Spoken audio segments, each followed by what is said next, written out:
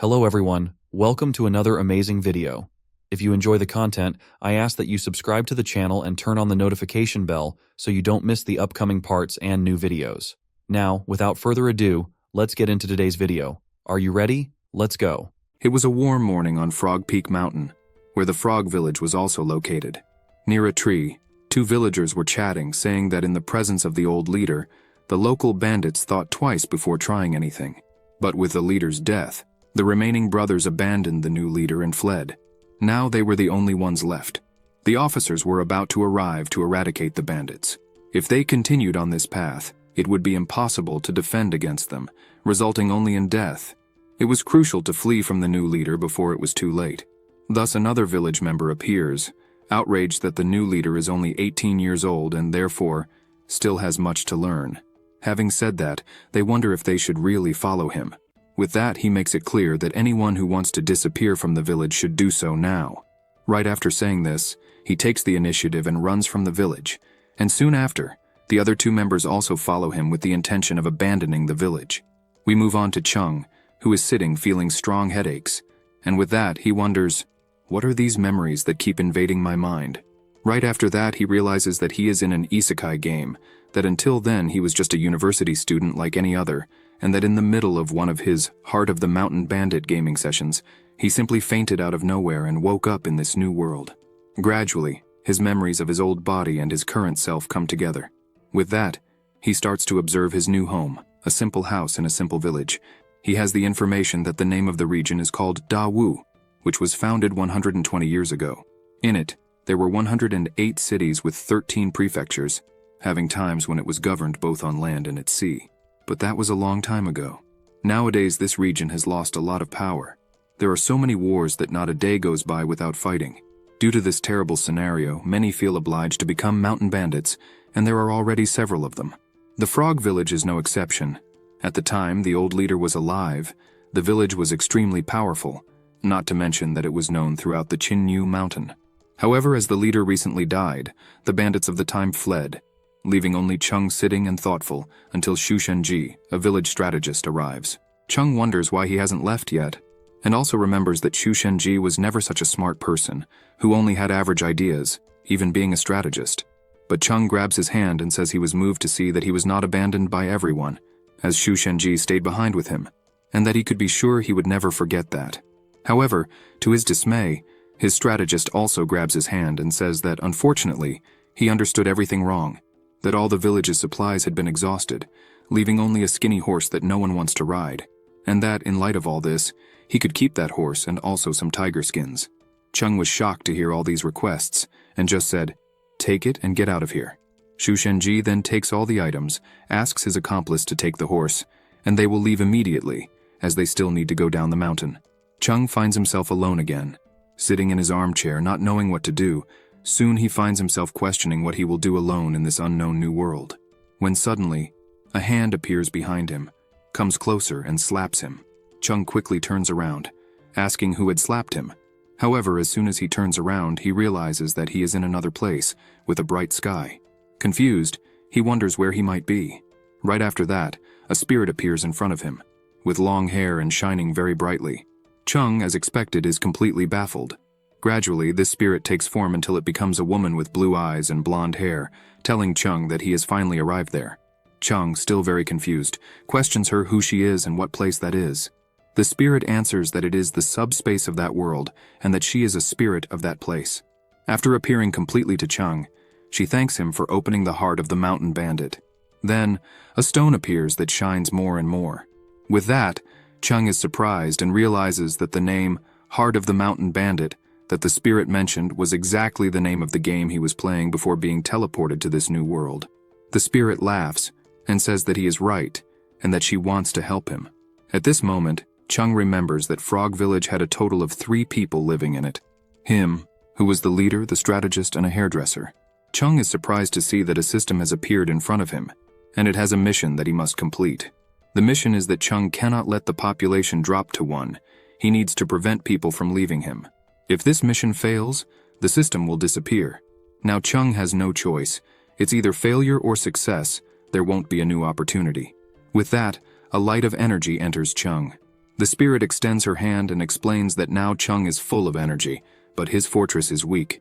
He must do everything to prevent the strategist and the barber from abandoning him.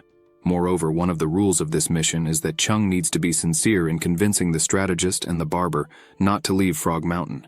Chung sees no problem with the mission, but is confused about how he will leave that place, which, by the way, he doesn't even know how he got there. The spirit bursts into laughter and calls him closer. She grabs him and throws him into the sky. Chung screams in desperation, not understanding why he was thrown so far, when suddenly he realizes that he was already on the ground, sweating a lot, and wonders if all that was a dream. Then, the voice of the spirit appears in his ear, saying that if he does not complete the mission given to him, he will be killed. Hearing this, Chung runs desperately, shouting for the strategist, until he finds him in the middle of the forest. Immediately, Chung asks him to stop, but the strategist questions him if he is trying to break the promise he made after repenting. Then, Chung notices that there is a girl next to the strategist and is surprised, questioning who she could be. The girl asks them to leave quickly, but Chung, not knowing who she was, asks the strategist. He responds that she is his daughter, who usually takes care of the horses, and for this reason Chung never saw her. Chung fixes his gaze on her and notices how beautiful she is. Then he grabs the strategist and says that, after thinking a lot, he recognizes that the fortress is nothing without him, that he is amazing. Having said that, he does not want them to leave the mountain, since he contributed a lot to the strength of the village. The strategist looks coldly and thinks if Chung wants so much for him to die by his side, but responds that, due to his advanced age, he would only hinder if he continued on the mountain. Chung, without thinking twice, says that he would never be a nuisance, that after everything they've been through together, he can't just let him leave, that moreover, where would he go after all this? Chung, restless, continues explaining that currently there are 3 of them, but if someone leaves, how will they survive? The strategist, already out of patience, asks what Chung is afraid of. That, if necessary, he will get a weapon and rob people. Chung already smiles when he sees that he is convincing the strategist to stay and wonders what the reward will be for completing the mission given by the system. Already in his mind, and with red cheeks, he wonders if the strategist's beautiful daughter is of age. Still thoughtful, Chung imagines himself as a handsome guy with a very good sword, until suddenly, the strategist's daughter appears dragging a huge weapon. Chung, with a frightened face, questions if that would be his weapon, since it was different from what he imagined it would be. With the axe in his hand, he wonders if he would be a lumberjack cutting trees. He wonders if there are trees to be stolen. After all this, Chung receives a notification that his mission has been completed, and the prize would be an axe skill book. Then, the spirit in the form of a woman appears, saying that he did a good job, and that he will now receive the reward. She extends her hand and throws energy at Chung, thus transferring the axe skills. Chung feels all the energy flowing through his body, as well as a long experience in battle with an axe. After all this, the strategist looks at Chung and says that it is dangerous for him to go alone. Chung looks back at him without saying a word. Realizing this, the strategist screams, frightened, asking if Chung wanted him to join him on this journey. Chung pats his back and says yes, that he didn't plan to go alone, that the 2 of them will go together. Suspicious, Chung questions the strategist if he wanted to say something about it. Pointing his axe at him, the strategist, frightened, quickly says that he has nothing to say. With that, Chung mounts his horse and asks the strategist to pull it. Then, a new notification appears in Chung's system, informing that he now has a new mission, with the goal of successfully committing a robbery before nightfall. If successful, you will have a chance at the lottery. If you fail, you will die. The strategist follows with a downcast face, calling Chung the village master, but Chung happily interrupts him and asks not to be called the village master anymore. He should just be called the boss. He says this with a big smile on his lips. Already seeing the sun setting, both arrive near the end of the mountain. Chung then draws his axe, pulls his horse, thus striking a pose of a great knight. At the same time, a group of people follow through the mountain. 2 of these warriors chatting, saying that there are many bandits in that place and that they need to be cautious, as they are escorting the bride of the city chief's son. The other one questions who these bandits would be, that if they dare to come close, they will taste the fury of their spear. Thus, showing off his great spear, and saying that he is itching for a fight, as he has not fought since the beginning of the escort. Returning to Chung, he continues to watch the sunset with his strategist. With a worried face, the strategist questions if they should not retreat, as the sun is already setting and no one has appeared. They could try again tomorrow. Chung, with an excited face, just asks to wait a little longer. Returning to the escort warriors, the warriors continue chatting, saying that the escort mission is extremely important, that they needed to take the Su family to Blackstone City for the bride to marry the young master of the city. At that moment, another escort warrior points forward and comments that the caretaker Huang is being extremely cautious. Another warrior, pleased, says that all that they are doing is for the good of the city leader, that no one would dare to attack them, as the fate would be death. Right after that, Chung spots this escort just below the mountain. The strategist observes carefully and begins to count how many warriors there were. After counting them all, he suggests that Chung give up on that ambush, as there were too many warriors to face. After saying this, the strategist turns to Chung, saying that he understands his feelings, but unbelievably Chung yells at him not to worry, since he was there to die with him. The strategist, making a terrified face, thinks it's no use because he didn't want to die there.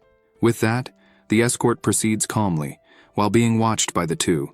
The strategist, already terrified looking at it, thinks about how he could escape from the trap Chung was leading him into. Then, he has an idea. He starts to touch the horse's tail, saying that it was very swollen. Chung looks back, not understanding any of it, and when he least expects it, the strategist thrusts the tip of the sword into the horse's tail. At the same moment, the horse, startled by that, widens its eyes, begins to neigh and runs desperately with Chung on top of it. The strategist, striking a pose, points to the escort and yells that the chief of Frog Village is the one robbing them. Chung still can't believe that this is happening. As the horse runs non-stop towards the escort, the strategist yells from the mountain, asking the warriors to lower their weapons if they don't want to die. At the same time, he pauses to reflect and apologizes to Chung for this, since he cannot die there, as he has a daughter to feed. But in his honor, he will burn some money after his death. Chung, barely able to hold on to the horse, which is now running desperately, can't believe that, in addition to being betrayed, he is still receiving crude nicknames like Chief of Frog Village. His indignant face shows the revolt for receiving such a shameful nickname. The horse, running like crazy, almost reaching the escort, is abruptly stopped by Chung pulling on its reins, which made it even stand on two legs. Chung breathes a sigh of relief that his horse finally stopped running, but is speechless, as he now finds himself in front of the warriors of that escort. Seeing the situation he is in, Chung questions in his thoughts whether it wouldn't be better to be killed by the system. Maybe that way it would be less painful. One of the warriors, ready to draw his sword, questions Chung if he was going to face the entire escort alone. Chung raises his two hands, gives a slight smile, and tries to stall the warriors, saying that it is all a misunderstanding, that he is the leader of Frog Village. He even tries to pass himself off as the strategist, saying his name is Shu Shenji, a great scholar, and if they all don't want to die there now, they were to leave their objectives on the ground and surrender. Everyone is confused by this statement, thinking he is just a madman trying to commit suicide by wanting to face so many at once, and whether it wouldn't be easier for him to simply throw himself off the cliff, if that were the case. Some warriors can't hold back and start laughing non-stop, finding the scene hilarious. However, one of the front-line warriors raises his hand and asks everyone to be quiet, turns to Chung and says that, although they don't know each other, he needed to value his life, as he was young, that if he reflected a little on the nonsense he was doing, they would let him leave and forget about the nonsense they just witnessed. Right after saying this, a beautiful woman with a splendid body comes out of the carriage and looks at Chung. Chung, seeing this beautiful woman, is astonished, as it was the first time in his life that he sees such a beautiful woman. Suddenly, the spirit of the blonde woman appears with a wooden mallet and hits Chung on the head, telling him to wake up and stop being a pervert, that he was only daydreaming. Remembering that, when the spirit is outside the subspace, only Chung can see her. Chung gets nervous and questions why he took that hit from her. She just thinks how dumb he is. At the same time, she presents a new mission, but with a much higher difficulty, and that he could reject or not the mission. This time, it is a hidden mission, whose objective is to steal people's bride. Chung, seeing that, realizes how difficult it is for a hidden mission to appear, and despite its difficulty, the reward is probably similar. He tries to encourage himself, saying that if he succeeds, he will have a wife. If he fails, he will die, but courage is needed. Otherwise, how can he continue living as a bandit? The system spirit is outraged at how perverted he seems. It's clear on his face that all he wants is the bride's body, doing perverted things. Chung just gives a sincere laugh, not agreeing, but not disagreeing, already going towards accepting the hidden mission. One of the escort warriors, not understanding anything, goes towards Chung, tells him to stop joking, since finally a bandit has appeared and now he can finally fight. Chung smiles confidently and says they can come at him anytime. At that moment, the escort warriors celebrate that they will finally see firsthand the strongest members of the Lin faction in action. They just ask not to kill him with just one blow, to show their skills little by little. The strongest warrior of the escort calls Chung a little warrior, asking him to last at least 3 rounds against him, gives a smile and says that if that happens, he will let him live.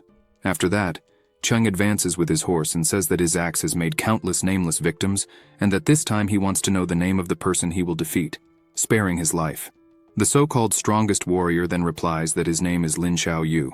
This warrior questions if he was really the so-called Shu Shenji, leader of the Frog Village, and an extremely scholarly person. Chung then makes a horrendous face and self-names as Yong Chun Ye Wen, the strongest warrior, not understanding anything, since a short time ago he said he was called Shu Shenji, but now he is some Yong Chun, which by the way he has traveled through all the 108 cities and has never heard of that name. Soon then suspects this strange name. Without much ado, Chung yells to stop the nonsense and charges at the spear warrior, the so-called strongest warrior, in the same way that this warrior also charges on horseback at him. Chung quickly strikes an attack with his axe, but it is blocked by the spear warrior. But the spear warrior is astonished by such strength coming from him. The battle continues. Both sides deliver their blows, but Chung manages to hit one squarely in the chest of the spear warrior, knocking him off the horse, making his spear fall from his hand, as well as him. Without stopping to think, Chung already runs in charge to battle with the rest of the escort army. Such warriors look indignant at what is happening, not understanding anything, just realizing how fast this mysterious warrior is. Chung then jumps off his horse and with a single blow knocks down a warrior who was in the carriage. The beautiful girl just watches, not understanding what was happening. Chung then raises his axe with a scary face and stabs the tail of the horse pulling the carriage, causing it to start running desperately aimlessly, bumping into all the warriors it encounters along the way. One of the warrior leaders yells to follow the carriage. After all, the bride was inside, and reminding everyone that if this escort fails, they will all be killed.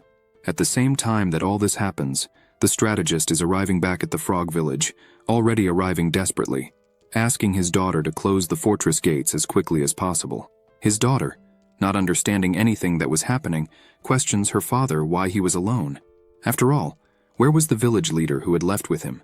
The strategist, with a scared face, just tells her that he is dead, that if he hadn't been agile, he might not have escaped with his life either. Still making a sad face, even if forced, he laments everything that happened. His daughter, terrified, asks him not to be sad. After all, the dead do not return to life. Her father continues to lament what happened, but she realizes that, in fact, he was lamenting that the horse had died along with them, and they were left without it. The strategist, ready to leave, says that the village is no longer a good place to live, already asking his daughter to go ahead and take everything she could with her. At the same time, in the mountains, Chung continues to flee with the carriage, while being pursued by the escort warriors. Seeing that the warriors are getting closer, Chung tries to make the horse run as fast as possible. Suddenly, the system spirit appears in front of him, telling him that the hidden mission has been successfully completed. With that, he won a chance at the lottery. She asks if he wanted to use that chance now. Chung, while hitting the horse to go faster, shouts that he does want to use that chance at the lottery. However, before that, the spirit smiles and jokes, asking what he wants. After all, whipping the horse or drawing the prize.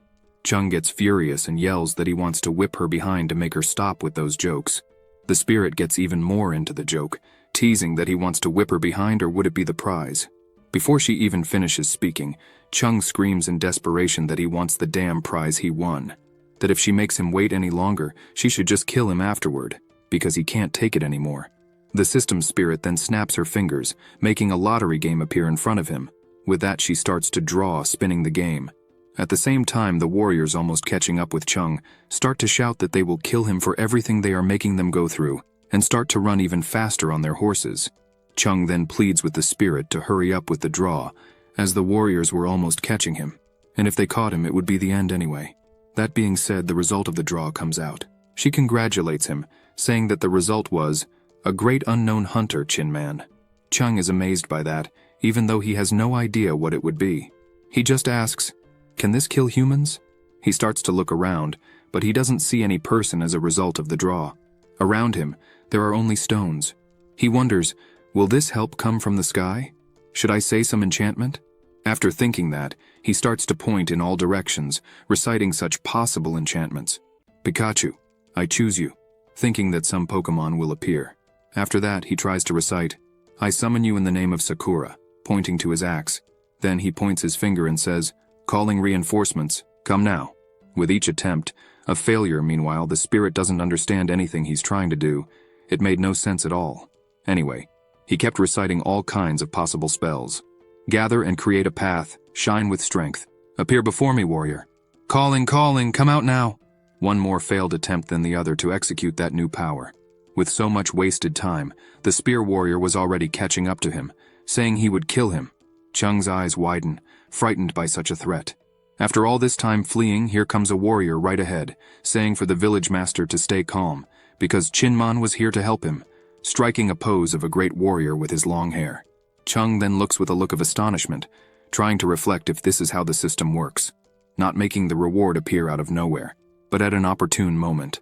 With all this confusion, the spear warrior's horse couldn't stop and jumped towards this new warrior who appeared. He even tried to shout, asking to dodge, as he couldn't control the horse.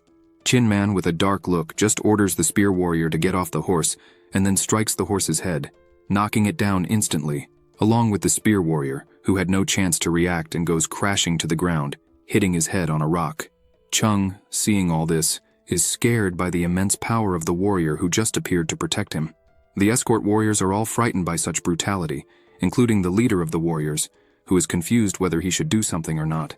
But even with fear, he raises his sword and orders Chinman to surrender. Otherwise, there would be consequences, such as devastating the entire region. Chinman simply swings his staff, hitting a rock that goes towards the head of the army leader, causing all the warriors to panic and retreat, leaving the carriage behind. Chinman then approaches Chung, calling him the village master, and said only that he came to work alongside him. What is known of Chinman's story is that he was living with his wife near the city. When the leader of Blackstone City heard that Chinman's wife was very beautiful, he sent his men to Chinman's house when he went out to hunt. His wife then fled to a cliff, as she didn't want to sleep with the city leader. Seeing no way to escape, she just jumped and committed suicide. When Chinman returned, it was too late. He only found his wife's lifeless body, sprawled on the ground. His anger was such that Chinman ran to Blackstone City and killed more than 10 guards as soon as he arrived. After that, he was wanted throughout the city. But after all these events, Chinman decided to seek Chung to work by his side. After seeing all this story, Chung begins to think how all this fits perfectly into a character from an isekai game, but he was witnessing it at that moment. Still in thought, Chung looks back and sees his skinny horse coming back to him. He is even surprised how it came back on its own after everything that happened. Chung then prepares the carriage horse, and Chinman mounts the skinny horse. Then they head back to Frog Village while the sun has not yet set. At the same time, the strategist checks if he has taken everything he had to take, asking his daughter to check if there is nothing left. His daughter, with an indignant face, just reminds him that her luggage limit was that, after all, she was a woman. The strategist, shamelessly, says that he is in the same situation, since he is already old, but without all that they will not be able to survive. His daughter then looks to the side, and who arrives at the village? Chung and Chinman with their 2 horses. The strategist is then extremely surprised by what he is seeing, questioning how Chung came out alive from that situation. At the same time, trying to disguise how relieved he was to see him alive, saying that he feels guilty for not being able to help at all, that he is a burden, and that he would leave on his own, without needing to be expelled, his daughter just watching how fake he was being. Chung then says that he could leave, yes. There would just be a small problem. In the battle, Chung lied about his name, saying he was called Shu Shenji, the strategist's name, and now that name is wanted throughout the region. Hearing this, the strategist is completely outraged that he had the nerve to do that to him. Still with a pale face, the strategist says that he may be old, but he still has a brain to think of future strategies. His daughter still watching him speaking such absurdities. Shu Shenji then strikes a macho pose, telling Chung that whenever he is in trouble, he will be there to save him. Chung, not believing the absurdities he was hearing, just asks the strategist to go ahead and pull the horse for him, while introducing Chinman, asking them both to get along well. After all this, Chung then assigns roles for each one. The strategist's daughter will be in charge of feeding the horses, Chinman will cook, and the strategist will lock the lady from the carriage in Chung's room. Smiling, he also says that that night he will sleep with his wife. The strategist then, not understanding anything, just takes the carriage and moves forward with it. After all this, Chung remembers that after completing the hidden mission, he didn't check the rewards he received, besides the lottery. Then with a snap of his fingers, he tries to summon the system. Immediately, the spirit appears and hammers his head, asking him not to be rude. After all, she has already made it clear that she is to be called Goddess System. Chung, outraged by her brutality, just agrees with what she said. That being said, the Goddess System then praises him.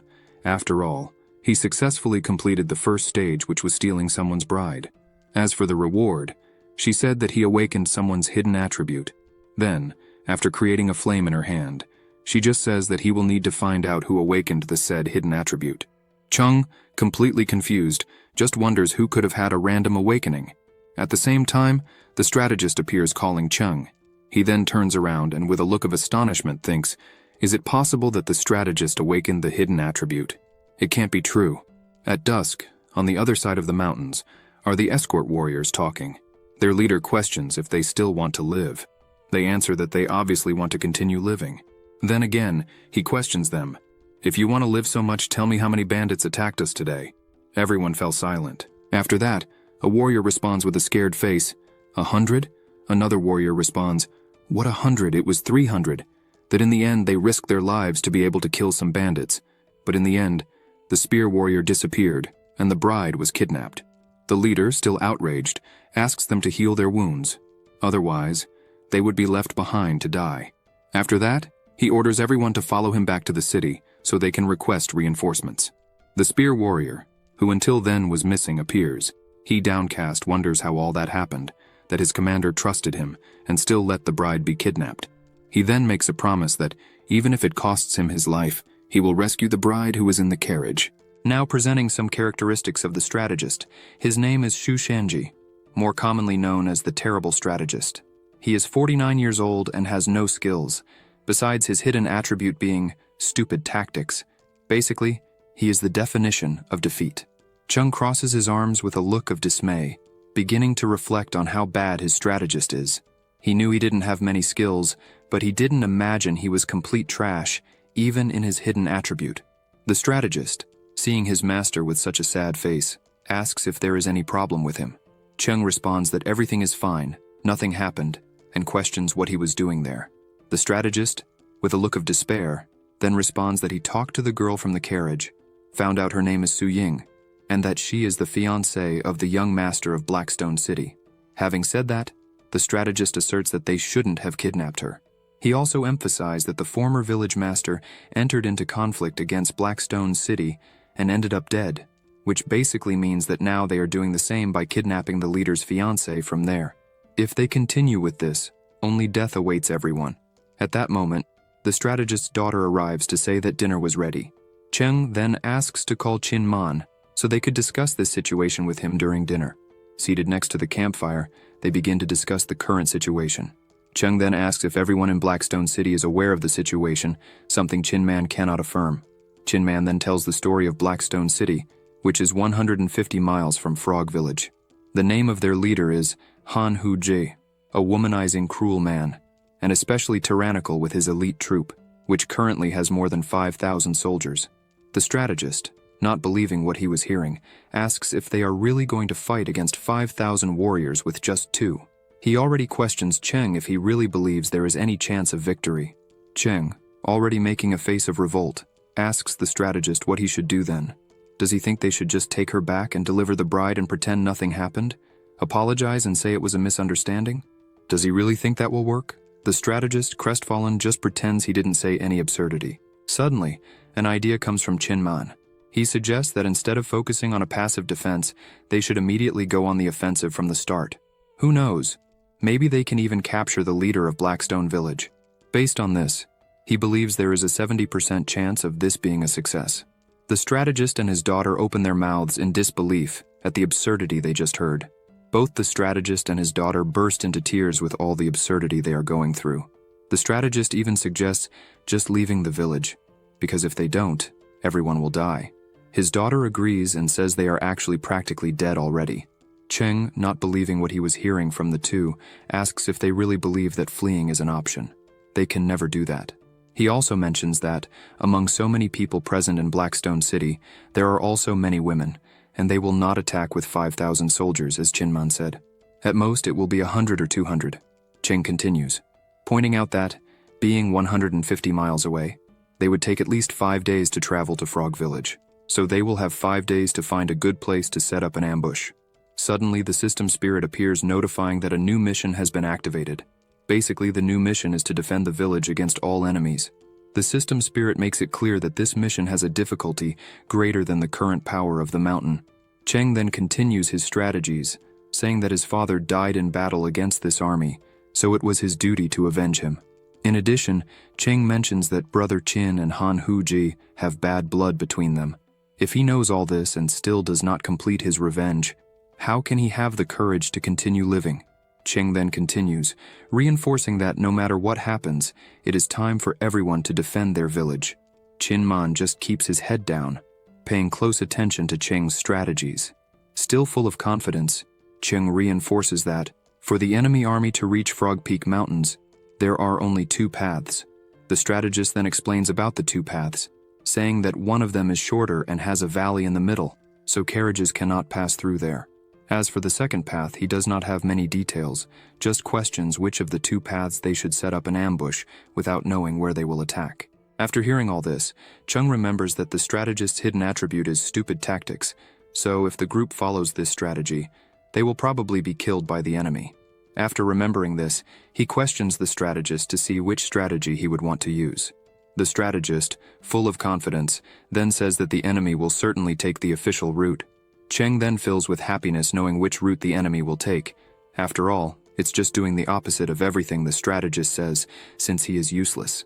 Sitting next to the campfire, Chung asks the strategist if he believes they have a chance to win. He just stays silent. After a few seconds of silence, the strategist apologizes to his master, saying that their chances of being eliminated are very high, that not even a miracle would save them. Cheng just smiles and says that they certainly have a chance to win, that this might even be a miracle. Cheng continues, thinking that after all the strategist is not useless. After all, it's just doing the opposite of everything he says and things will turn out well. With this, he fills with hope. After all this reflection, Chung thinks that toilet paper, used tissues, and torn clothes can be reused, so probably God has not given up on him yet. After going through all this, the bride from the carriage is sitting quietly. Then Chung arrives with a plate in hand, asking her to eat something. After all, no one survives without eating. The bride just keeps her gaze alert without saying a word. Cheng cannot resist her beautiful body and, with a lecherous look, starts to think that she is all his, that thinking about it, he could do whatever he wants with her. Cheng then puts his hand to his mouth, outraged by these lecherous thoughts he was having, and remembers that in his past life he was a good person, that he could not do these absurd things to her, that if he crosses that line, he would become the villain. Then the system spirit appears again, praising Cheng's kind attitude, and that for this reason, a new mission was activated named Steal the Bride Part 2. The mission was summarized in winning the bride's heart without resorting to violence. Only a real man can rule the world. But before that, he needs to be a gentleman to win a girl's heart. Cheng, then carrying the bowl with dinner, approaches the bride, saying that he was surprised that it was not only him who could not sleep that night. He then asks the bride why she couldn't sleep. She, without wasting time, just replies that she comes from one of the 4 great families of Fallen Leaf City, and that if Chung is willing to let her go, she will reward him with a lot of gold as payment. She continues, saying that after all she is the fiancée of the young master of Blackstone City, and that if anything happens to her there, he would already know the consequences that could happen. Chung then explains the misunderstanding, that although he does have problems with the current leader of Blackstone City, the reason he kidnapped her was just to lure him out, that after all this, he will let her go without a scratch. The bride then, not believing that, says that Cheng is just lying like any other, that every man who meets her just wants to sleep with her, and that he would be no different. She then sums up that all she wants is not to be hurt, that if they do not hurt her, she will fulfill all requests like gold, food, or something like that. Cheng just remains silent. An observation. The bride's name is Su Ying. She is 17 years old, has no skills, and her hidden attribute is good perception. Cheng then begins to think if he should try to convince her somehow. He then starts to tell her that, probably in her eyes, he is just a violent bandit, but he asked her to reflect that if he could live a peaceful life, why would he want to become a bandit? After all, he once wanted to be a scholar and even a warrior. She is confused and asks, "Scholar? Warrior?" Cheng then tells his story, that he was very interested in literature, lived fighting as a warrior, and loved winning titles. All he wanted was to explore this vast world full of seas. However, after a while, he met people who were no good, all greedy dogs, only the worst of the scum who treated everyone like trash. This made him question why there were people like that. Why were people so greedy? All he wanted was to save this world so everyone could live in peace. The quiet bride just observes him. Cheng then extends his hand to the bride and asks if she would help him fulfill his dreams, no matter how difficult they may seem. The bride then responds, saying that for some reason, she believes Cheng really doesn't want to harm her, despite not understanding the reasons, nor does she understand why she is thinking that way about him.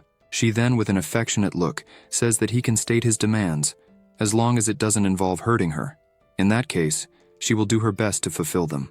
Cheng is surprised by the response but remains silent for a moment. Then he sits down and just asks what she has to say about what is happening in the world currently. Clearly, that was the only sincere sentence he said since he entered the room. Cheng continues observing the bride, thinking about what he could learn about the world from her, and that besides all this, she is the daughter of a merchant. He then lowers his head and makes a sign of respect to her, waiting for her answer to his question. She then sees the following message: the man does not bring a woo-hook. He reaches the 50 prefectures of degree, with the sword in hand, the ambitious man, to rescue his people from an occupied land. She begins to wonder what could be this name. Woo-hook. Would it be a sharp sword? She also questions where is Guansheng. She doesn't recognize the 50 prefectures either. After all, the empire only has 13, so where do these 50 come from?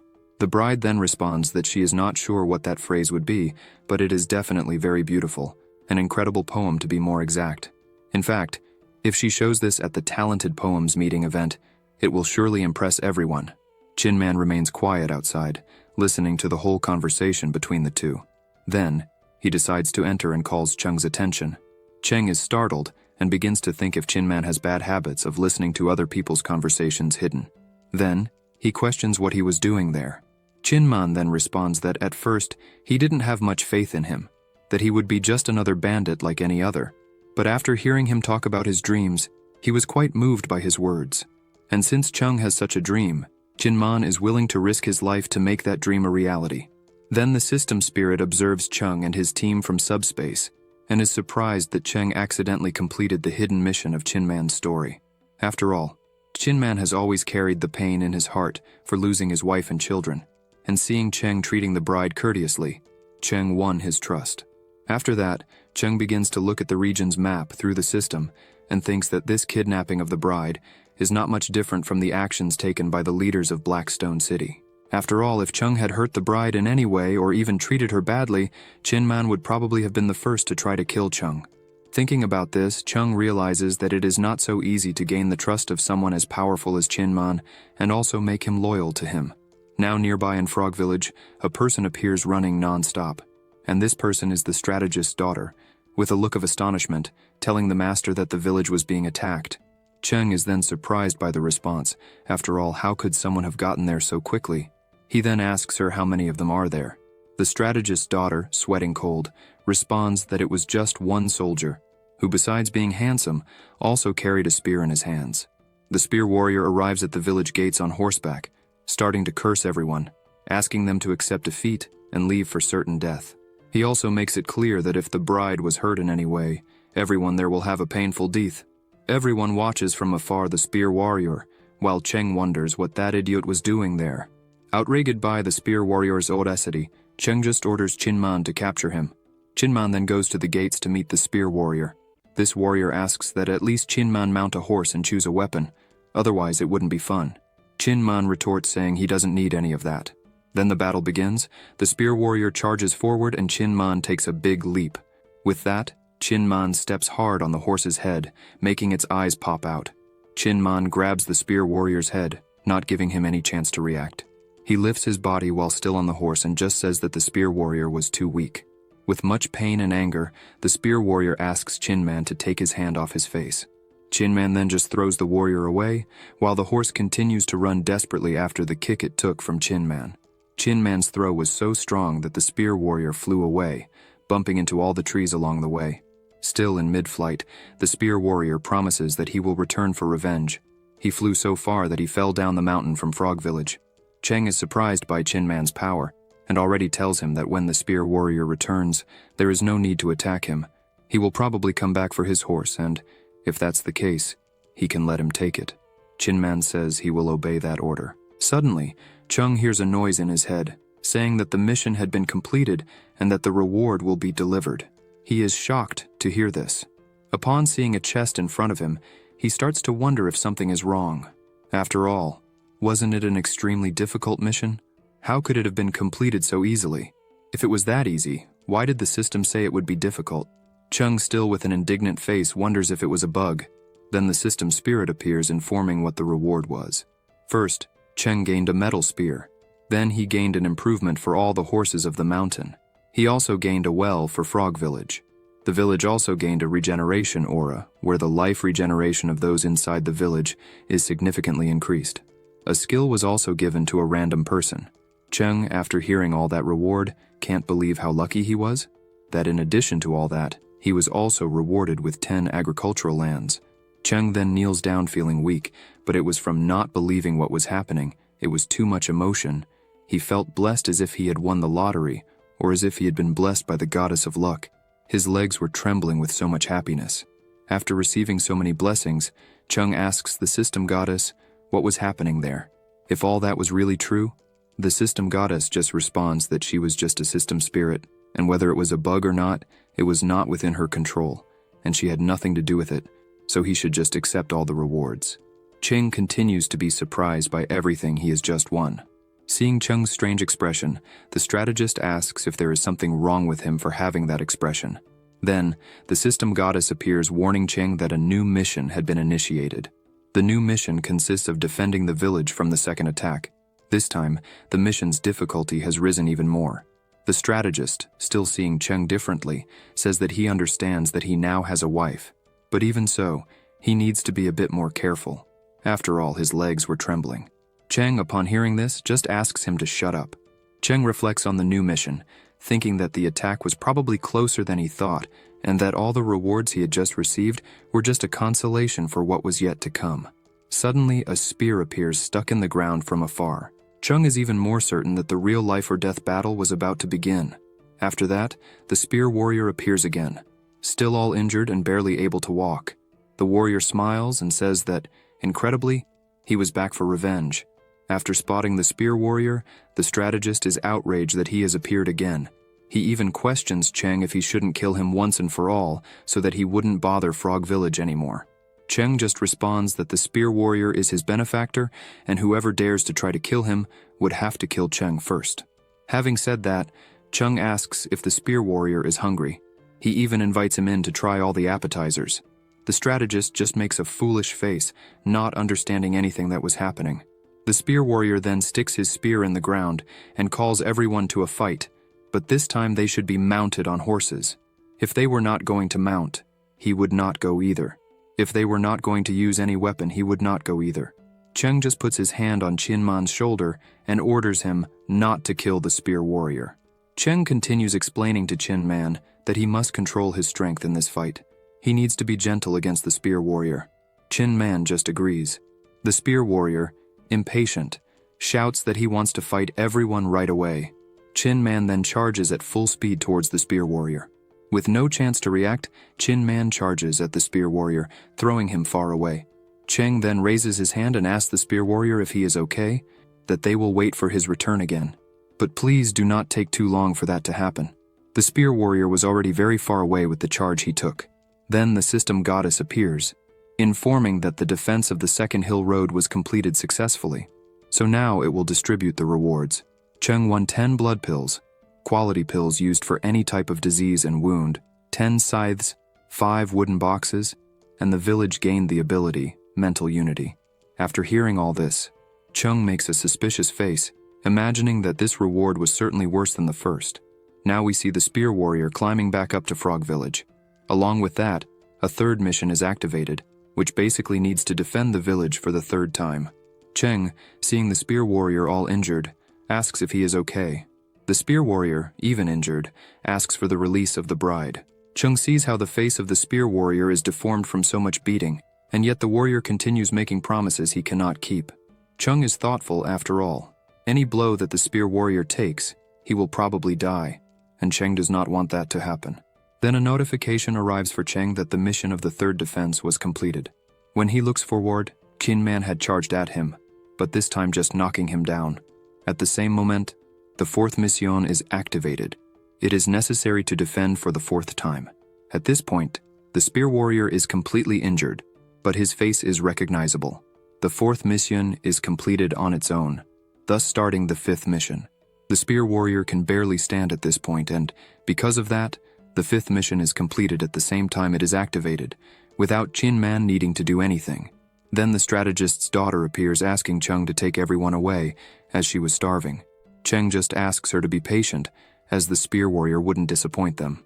The system goddess then notifies that 10 defenses were completed, and that in all of them there were no deaths. With this there was an increase in his charisma as a hidden attribute. However, only with men, useless for women. Cheng is shocked to see how good the spear warrior is. However, he is worried that the spear warrior has not returned even though Qin Man's charge was very weak. Even with all this, Cheng is sure that he will not give up so easily. However, he starts to worry if the reason for the spear warrior's delay in returning is that he was attacked by some bandit. Cheng then orders everyone to stay there while he goes for a walk in the mountain. At this moment, we see the spear warrior at the bottom of the mountain, lamenting for being so weak that all he wanted was to become a hero just with his spear, and thus save the world from so many wars. He continues to lament that after all this, all he gets is to be humiliated by mere bandits. It seems like a frog in a well. Besides, his horse is gone and he also lost his spear. The spear warrior then, already crying, says that he will die so that, in his next life, he will become a great hero, that his name will be known all over the world. At this moment, Cheng arrives and witnesses the warrior crying with that speech. The warrior then turns around, now with tears of hatred, and asks if he has the courage to appear there just to mock him. He admits he is not as skilled as Cheng, but he prefers death to being humiliated by him. Cheng then says that he was moved by his speech, but he needs to remember that while a young man dies for an ambitious dream, a real man humbly pursues his ideals. He continues saying that it's no use thinking that it's just being brave to die for his ambitions and dreams. That is not being brave. The warrior is just running away from reality for not having enough power. With that, he was nothing more than a coward. Cheng then yells, asking if after all this he still has the courage to be considered a warrior. The spear warrior, still injured, retorts asking what a bandit like Cheng could understand. Cheng then explains that he understands why they despise bandits so much, but in the end, Cheng also had a dream. He was also a man with ideals to follow. Cheng asks if he could tell him about his dreams and ideals. Then, Cheng begins to say that there was a time when he would like to learn more about literature, fight as a great warrior, and win valuable titles. He also wanted to learn various martial arts. He reinforces asking what man doesn't live the life of a man. By this point he would have taken at least 50 states, but after that, he met greedy people, who were nothing but trash, the worst scum possible. And it was meeting these people that made him reflect on why there are people like that in this world. People so blinded by their greed. Cheng's desire was just to rebuild this world, save it so that all people could live in peace. Cheng, with a smile on his face, continues saying that at that moment, his wish was just to take the hands of the spear warrior and ask him to help him conquer that dream. He asks if the warrior would agree to help him. The spear warrior, incredulous to hear such words, begins to question if what he was hearing was really true, especially coming from a bandit. Cheng continues trying to talk to him, but at this point the spear warrior begins to close his eyes due to exhaustion and injuries. Slowly, he begins to fall to the edge of the mountain, still reflecting on what he heard, wondering if all that was true, a fair dream coming from a bandit. Almost falling off the mountain without much strength, the warrior begins to reflect if it wasn't his own vision that was poor. He imagined that Cheng was a bad person, but before finishing his speech, Cheng grabs the hand of the spear warrior before he falls off the mountain, pulls him from the edge, and lays him on the ground. Seeing the condition the warrior was in, Cheng starts to think how he, even with all those serious injuries, still tried to rescue the bride, again and again. Chung then takes the warrior to Frog Village and starts to treat his wounds. The warrior remains lying down with a bandage wrapped around his head to ease his fever. Chung then asks the strategist if there are more medicines in the village to give to the spear warrior. The strategist responds that all the medicines were taken away when the bandits of the village abandoned the place a long time ago. Taking advantage of the subject, the strategist questions Chung if he is not afraid of the warrior. After all, he could be a spy. Chung just responds that after hearing everything he heard, he believed he could trust the spear warrior. Cheng, already quite worried about the health of the spear warrior, starts to wonder how he could reduce his inflammation. As if nothing was done, he would probably die there. Then he remembers the rewards that the mission would give, which contained the blood pills, and these would probably heal the spear warrior. Thinking of this, Chung calls the strategist's daughter, asking her to fetch a shovel and a hoe. She then quickly appears with the two tools. Chung is happy and says that now it was time to dig in search of treasures. The strategist's daughter is happy to hear that, while the strategist is worried without understanding anything of what Chung was saying. Then the three of them go out in search of the said treasure. On the way, the strategist's daughter asks what the treasure is and why there were treasures around that village, since the village was poor. Soon after, they find the blood pills given by the system. Cheng then orders to take them immediately to the spear warrior. There were 4 horses in the village, and Cheng says that the black horse will now be Chinman's. Then the strategist's daughter calls Cheng to show him what she had found, none other than the metal spear, also one of the rewards of his last mission. Cheng then finds a very strange map and wonders what map it would be, which was also a poorly drawn map. Reading the whole map, he comes to its author, Xu Shengji, none other than the strategist. Cheng is not even surprised that such a poorly made map was his. Qin Man, also looking for things around the village, finds a large war drum hidden among the rocks. The strategist's daughter also finds some keys under a table that had some covers with dust. The strategist's daughter and Chung then find a well. She is surprised, as she had never seen it there, and even questions if it was not the work of a ghost. And out of nowhere, a well that apparently had been abandoned for at least 10 years starts to have water. Cheng then takes the metal spear and gives it to Chinman, saying that from that moment the spear belonged to him. Chinman observes that beautiful spear and says that he always dreamed of having one like that. With that, his spear skills probably rose to a whole new level. At that moment, a notification arrives from the system goddess saying what were the rewards of the day for Cheng. 10 blood pills, a war drum, passive ability, a flag, also a passive ability, 30 pots of wine, 10 scythes, a map of the Chinyu mountain, a spring from the mountain, a passive village ability, healing and unity, and all the attributes of the horses were improved. Although Cheng was happy with the rewards, he could not hide his face of indignation, as so far he had not won a single sword, which was what he wanted most. After seeing all the rewards he won, Cheng starts to think that he still has not found the said 50 wooden boxes. At the same time, the strategist informs Cheng that he had found a hidden cellar. Cheng then decides to enter and check what would be inside. Upon entering the cellar, they find several boxes piled up.